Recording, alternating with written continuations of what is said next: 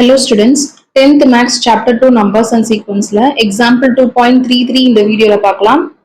How many terms of a series 1 plus 5 plus 9 plus etc. must be taken so that their sum is 190 அப்படின்னு கொடுத்திருக்காங்க. நம்மளுக்கு how many terms அப்படின்னா n நம்மளுக்கு தெரியாது. அப்புறம் ஒரு சீரிஸ் கொடுத்திருக்காங்க. அதோட sum வந்து 190, அதாவது sn வந்து 190 அப்படின்னு வேல்யூ கொடுத்திருக்காங்க. நம்மளுக்கு n தான் கண்டுபிடிக்கணும். So sequence எழுதிக்கலாம். given Sn என்ன கொடுத்திருக்காங்க 190, n தான் நமக்கு தெரியாது. So n வந்து question mark, a வந்து என்னது first term. So a is equal to 1, d is equal to t2 minus t1. So 5 minus 1, 5 minus 1 which is equal to 4.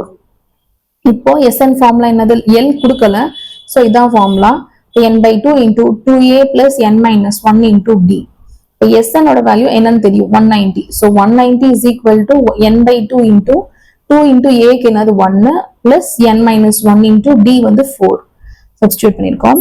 இந்த 2 வந்து டிவிஷன்ல இருக்குது, இங்கிட்டு வரும்போது மல்டிப்ளிகேஷன் வருது. So 2 into 190 which is equal to n into 2 ones are 2. So 2 plus the 4 உள்ள multiple பண்ணுங்க each termக்கு. So 4n minus 4 plus 4n minus 4 அப்படின்னு இருக்கு.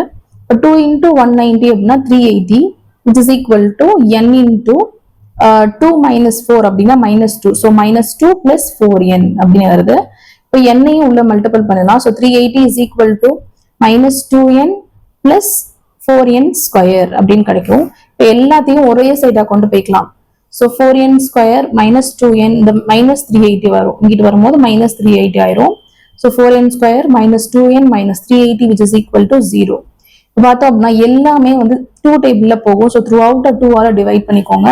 அப்போ 2n square minus n minus 190 is equal to 0 அப்படின்னு ஈக்குவேஷன் கிடைச்சிருக்கு. இப்போ வந்து சம் ப்ராடக்ட் பண்ணலாம். ஸோ 2 into இங்க 2 இருக்கு இல்லையா, ஸோ இதையும் 190 மல்டிபிள் பண்ணோம் அப்படின்னா 380. அப்போ 380 ரெண்டையும் ஸ்பிளிட் பண்ணோம் அப்படின்னா நம்மளுக்கு ஆன்சர் வந்து -1 வரணும். -1 இருக்கு இல்லையா, இங்க அந்த 1 தான் -1 தான் வரணும். ஸோ வந்து பிளஸ் 19 minus 20 அப்படின்னு போட்டோம்னா -1 வேல்யூ கிடைக்கும். இப்போ n பக்கத்துல ஏதாவது இந்த n ஸ்கொயர் இருக்கு, அது பக்கத்துல ஏதாவது வேல்யூ இருக்கு அப்படின்னா நம்ம கிடைச்சிருக்க நம்ம பிளஸ் 19 minus 20 இருக்கணும். அது வந்து டிவைட் பை 2 போடுறோம். ஏன் அப்படின்னா n-க்கு பக்கத்துல ஏதாவது வேல்யூ இருந்தா மட்டும் தான் அது பண்ணணும். ஸோ டிவைடட் பை 2 போடும்போது இது வந்து கேன்சல் ஆகும், -10 கிடைக்கும்.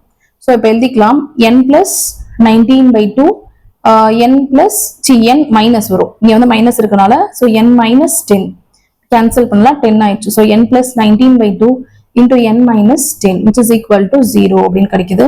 இப்போ ரெண்டையுமே 0 ஆல ஈக்குவேட் பண்ணலாம். So n plus 19 by 2 is equal to 0, n minus 10 is equal to 0 அப்படின்னு போடுறோம். இப்போ வந்து இந்த இது வேல்யூ இங்கிட்டு வரும்போது என்ன ஆகும், மைனஸ் ஆகும். So n is equal to minus 19 by 2, n is equal to இங்கிட்டு வரும்போது plus 10 ஆகுது. So n is equal to 10. இப்போ மைனஸ்ல என்னோட வேல்யூ கண்டிப்பா இருக்காது, சரிங்களா? அதனால இது வந்து நாட் பாசிபிள். அப்ப என்னோட வேல்யூ என்னவா இருக்கும் அப்படின்னா 10. அப்ப n is equal to 10. இதோட இந்த சம் முடிஞ்சு. தேங்க்யூ.